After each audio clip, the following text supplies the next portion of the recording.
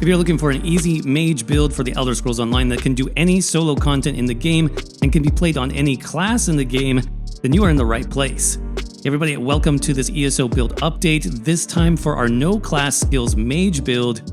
This is something I've done in the past where I actually challenged myself to make a build using 0 class skills that can actually work for solo and group content. But now with the new scribing feature added in the Gold Road chapter, this build has actually gotten stronger and easier to play. I'm talking big shields that also heal you and buff you at the same time, plus even more passive healing and damage resistance, that this build is basically unkillable, and with no trials gear and no bar swapping required, this is literally one of the easiest builds currently in the game. So if that sounds good, stick around because we'll go over everything you need to know to make this build work, and we're starting right now. Alright everybody, here we are back on our no class skills mage build for the Elder Scrolls Online. This is going to be updated now for the Gold Road chapter, so it's going to take advantage of the new scribing system, giving us even more options in terms of the skills that we can use, both in solo and group content. Again, what I love is you don't need to be any specific class, just using a combination of weapon skills, some guild skills, and then a little bit of scribing if you have that available. So let's go ahead and jump right into the buff stats. All we really need is to use a potion. And let's take a look at the stat sheet. So about 34k max magicka, 26k max health, 20k max stamina. You can see our recoveries aren't super high, but we'll be focused more on heavy attacks. So resource sustain should not be an issue. We also have very solid spell damage, crit chance, and penetration, and the resists are quite good as well, especially for a light armor build. Now, this is going to be magicka focused, so you do want 64 points into max magicka. In terms of class, like I said in the intro, you can do this build on any class. That's what's so nice about it. Currently, I am on the sorcerer. This will kind of affect some of the options that you have, both in terms of skills and even in terms of scribing, if you want to take advantage of some class-specific scripts. But like I said, class really doesn't matter for this particular build. It is just that strong. Now, in terms of consumables, Bewitched Sugar Skulls is going to be a great option for this build. You get tons of max stats, you get a little bit of extra health recovery, which is also nice. So I definitely recommend you pick that up. Mundustone, we're currently using the Thief for the extra crit chance, though you could probably substitute this for something like the Lover.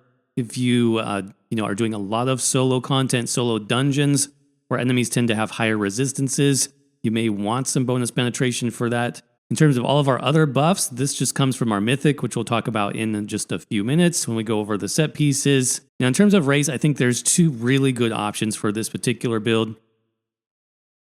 One, you can see I'm using the Khajiit currently, and that's due to the Feline Ambush passive, giving you a nice focus on critical damage and critical healing. This is going to stack very well with one of the main sets that we're using on this build, which is also focused on critical damage. But the other option I would say, which is also really good in this case, is going to be the High Elf race. High Elf gives you weapon and spell damage, you get max magicka.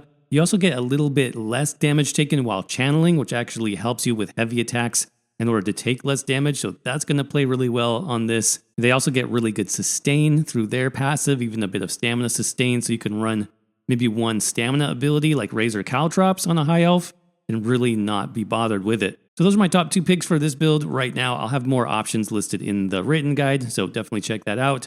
And last but not least, the potion. So because this build is so strong in terms of sustain and damage, we have all the buffs that we need. You can really use any potion that you want. Currently, I'm using the Essence of Health, which also gives me bonus armor. So this is really nice because this will stack with our major armor buff, giving us way more resistances than you would typically have, especially on a light armor build. Plus, it also sort of acts like a mini burst heal. And typically, I will just save this. I'll just only use it in tough content if I'm fighting against a lot of enemies or I take a big burst of damage. Boom, I will pop this armor and health potion. I'll get back to full health. I'll get extra armor. So it is really effective. But like I said, any basic potion, basic health, magicka, even a tri-stat potion will be totally fine. Now, if you want to see the recipe for this, I also have that linked down in the written guide. So make sure to check that out as well. But I think that covers the basics, so we can check out the gear sets next. Starting with our main 5-piece set. Still the best heavy attack set in the game as far as I'm concerned. This is called Sergeant's Mail. It is a heavy armor set that you get from the Wayrest Sewers dungeon. If you haven't seen this yet, I do use it on a ton of builds on this channel that are focused on heavy attacks because it gives you such a strong bonus to those, especially the lightning staff heavy attack, which can deal damage against multiple enemies. So it's super efficient and effective when fighting groups of enemies and single target. It really just does it all. And this is still the best set to buff that specific damage type. So you can see it does give us a lot of interesting stats, more survivability focused, health recovery, but some damage as well, weapon and spell damage.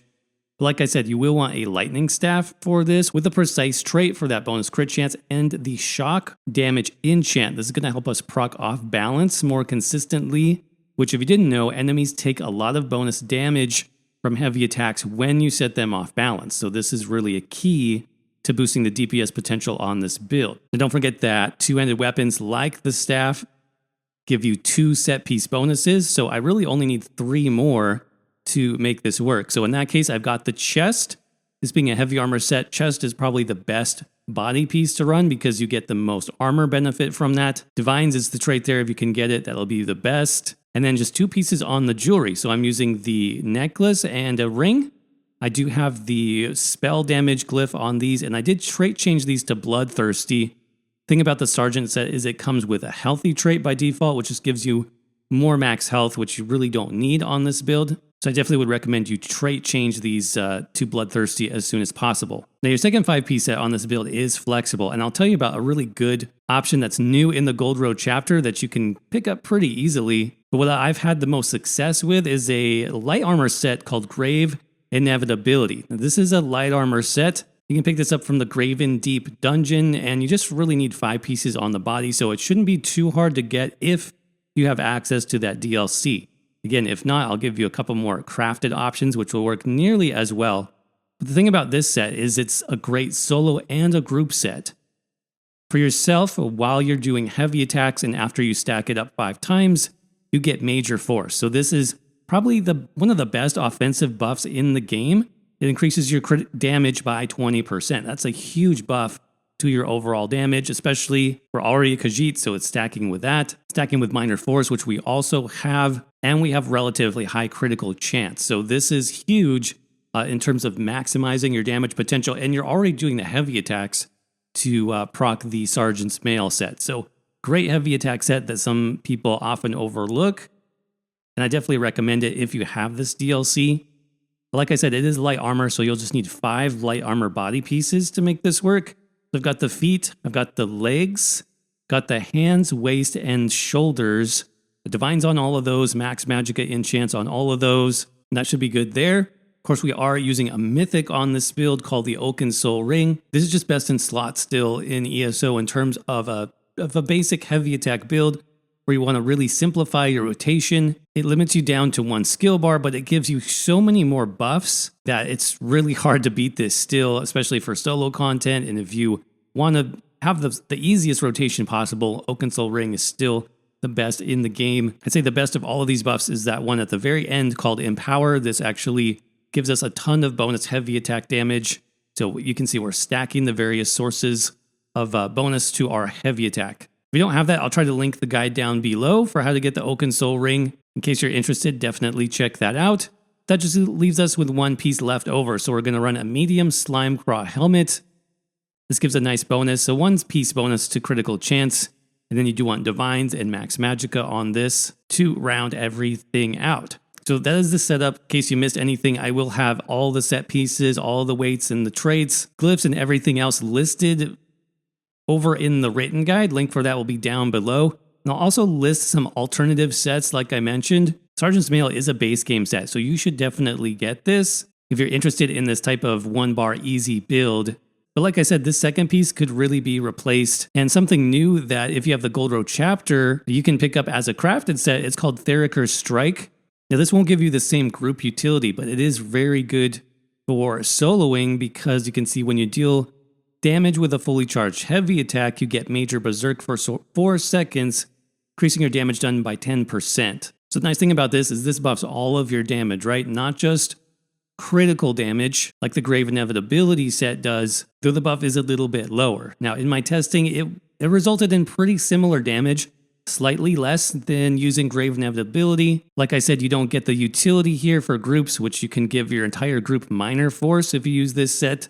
But the advantage here is it's craftable, so you can craft this in any weight and trait that you want, and you don't have to farm a dungeon in order to get it. So I'll have that linked down in the written guide as well if you want more information on that. Definitely a good set you can consider for this build, and any other heavy attack build for that matter. But now let's check out the super easy rotation and how I have adapted this build to use some pretty powerful scribing skills as potential options. The first ability has not changed. This is going to be Unstable Wall of Storms. That comes from the Destruction Staff skill line.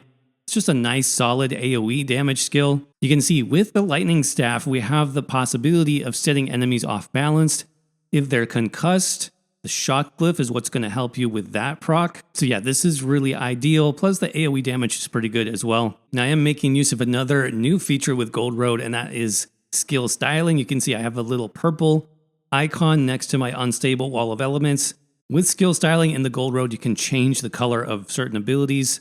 And I just wanted a different look for this build because it's a no class build, right? So it's kind of like my own version of a mage or a wizard class. And here's what that looks like.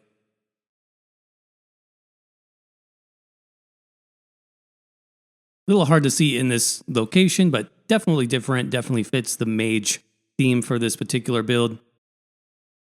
Next up, we have Elemental Susceptibility, and this serves basically two purposes. Major Breach is really good for bosses. This reduces their armor by about 6,000. That's going to result in all of your skills, even your heavy attacks, doing more damage. You want to make sure to maintain this on the main boss at all times. Plus, you get bonus status effects, so Burning, Chilled, and Concussion. So it's a great ability, plus it is free to cast, and it has a nice long 30-second duration. That, by the way, is also from the Destruction Staff skill line, and it has the same purple skill styling effect, so it really maintains the sort of color theme of this build, which is pretty cool. Now, the new option that I'm super excited about for this build, and why I think you can now run this super easy on any class, is a new scribing skill from the Soul Magic skill line. Now, the name that you get depends on how you've set it up. Basically, with scribing, if you didn't know, this is a Gold Road chapter feature that gives you 11 new skills, and you can customize each one with 3 different effects. And so what I did with this scribing skill, it's called Warding Soul now because I turned it into a really good damage shield. Now, the first effect is just turning the skill into the damage shield itself. So this is pretty typical. Scales off your max health or max magicka with a cap based on your max health. Now, we can get this a lot higher. I'll show you how in a second. Then I have 2 additional effects, right? So the second one is it heals me back with a heal over time over 10 seconds. So this ends up being kind of similar to how the Sorcerer damage shield functions now. That one gives you a burst heal. This one gives you a heal over time. The nice thing about this, though, is each tick of this heal can actually crit. So you can end up getting double, really, the heal over the 10 seconds, especially with a high crit chance build like this one. And the third effect here I really like as well. Major Vitality increases my healing and my damage shield size by 12%. So basically the way that works is as soon as you cast this one time, you get that Major Vitality buff for 10 seconds. And as soon as I cast it again, you can see my damage shield size does increase slightly. So it'll be a little bit over 13k, depending on how you set up your build and how high your max health is, for example. So yeah, that is the great damage shield option that you can have with scribing. What's great too is this is the first skill that you get when you unlock scribing. So you'll get this super early. And like I said, you can use this on any class in the game. I love the fact that you can add a heal over time to it. So it really does help with survivability. And the extra Major Vitality does help quite a bit. I'll have more information in the written guide if you would like to see exactly what these particular effects are called, how to get them. Make sure to check out the link down below for that. But speaking of healing, we have one more heal effect that's sort of another heal over time, and that is called Structured Entropy. This comes from the Mage's Guild skill line. This also has a skill style, by the way. You can change this to be Vibrant Yellow.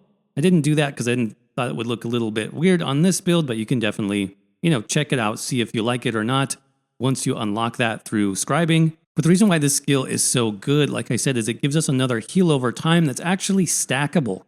So the tooltip here doesn't look huge, right? 1600 health every 2 seconds, but you can cast this on as many enemies as you want, and it's just going to stack that heal for every enemy that you touch with this damage over time effect. I mean, it does good damage too. It's low cost. So at the beginning of a fight, if there's multiple enemies rushing in, I'll cast this on, 3, 4, 5 enemies at once before they get to me. And I have this huge stacking heal over time for 20 plus seconds. It really makes survival so easy on this build when combined with that damage shield, which also heals us back. So highly, highly recommended on this build for survivability. And speaking of survival, I really just have a passive skill here at the end.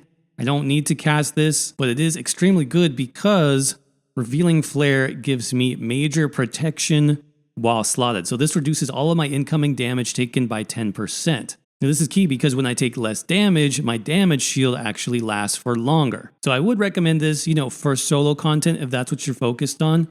If you're more into group content, you could definitely put a damaging skill here instead. If you want to go with that mage theme, something like Elemental Ring from the Destruction Staff skill line for a little bit more AoE damage. Or you could even do another Scribing skill because we get one more scribed skill from Soul Magic. This one is actually AoE. It does damage around you in a pretty large area. I believe it's like 8 meters.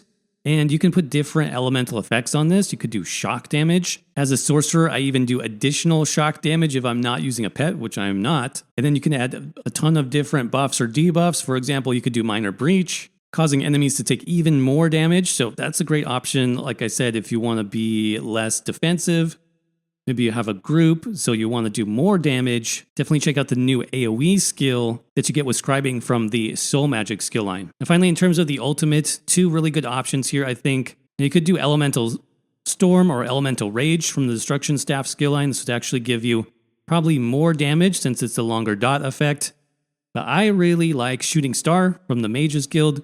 This gives me more upfront burst damage. It also knocks enemies down, stuns them for 2 seconds, so it's great for trash packs. And you also generate ultimate, 12 ultimate back for each enemy that you hit with the initial blast of the meteor. So you probably saw in some of the gameplay footage that if there were enough enemies, I would get my meteor back instantly. And I could just keep recasting that as long as I had enough enemies in range. So it's a really fun ultimate. It's really powerful as well.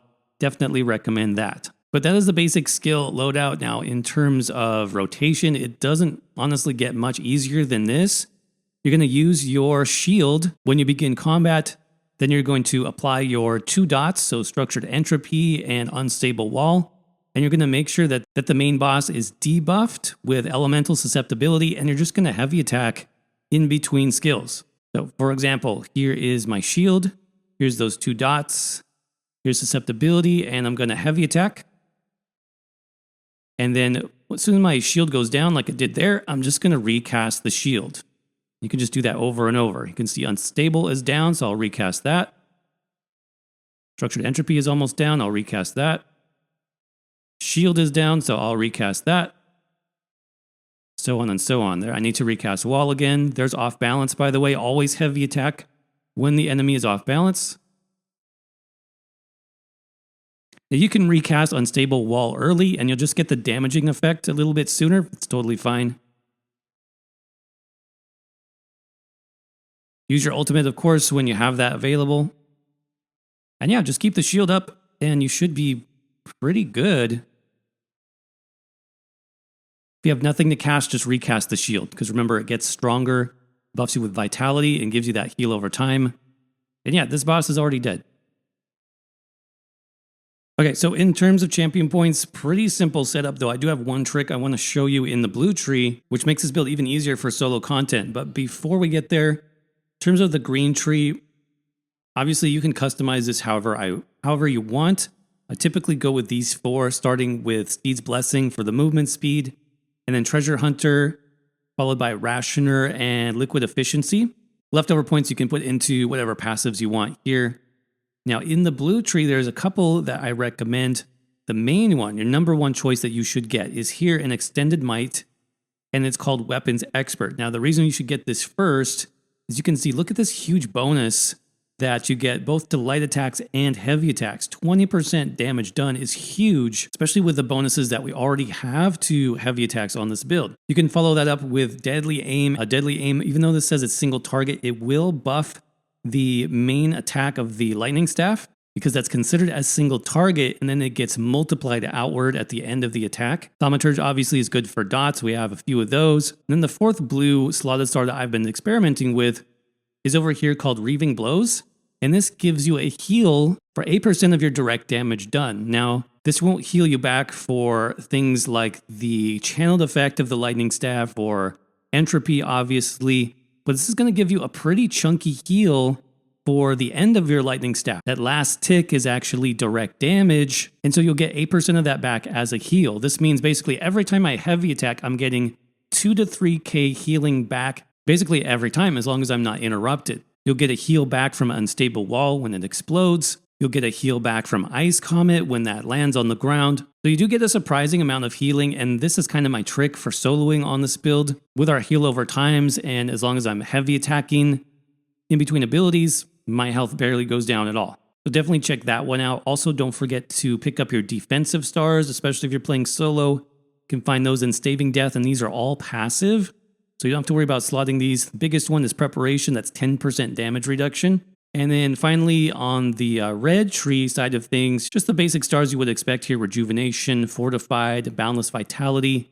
And I did throw on Bastion for even more damage shield size. I do recommend that one. And if you're curious about the outfit style on this build, we can look at that too. It's actually a costume, I believe. That's Regalia of the Scarlet Judge. This one actually comes way back from the Morrowind chapter. Everybody, if you liked this video or found it helpful at all, do me a huge favor and crush that like button. It is a huge help for the channel, so it's much appreciated. Down below, I'm also going to post a link to our scribing guide, as well as all of our new builds also focused on scribing. This new feature has been great because, as you saw in this video, scribing gives you more options to play the game as you want, and you can come up with builds that feel like a completely different class, like the one that you just saw, which is more of a mage or an alternative sorcerer build. But my favorite by far has been our barbarian two-handed only build, which uses the new two-handed scribed ability called Smash. This thing is so much fun to use because it does AoE cleave damage, but you can also set it up to heal you back and buff yourself or debuff enemies. And using this combined with all the other two-handed abilities honestly makes it feel like a completely new class. You can check that one out using the link down below as well. We also have the easy Warden build called Sentinel, which uses the new Fighters Guild Torch skill as a main spammable for huge damage reduction, so that is another great option for solo content. And of course, our scribing guides will be linked as well, so you can see how and where to get everything that you need to get started. But as always, thanks for watching. I hope you're doing well. Stay safe out there, and I will see you around in the next video.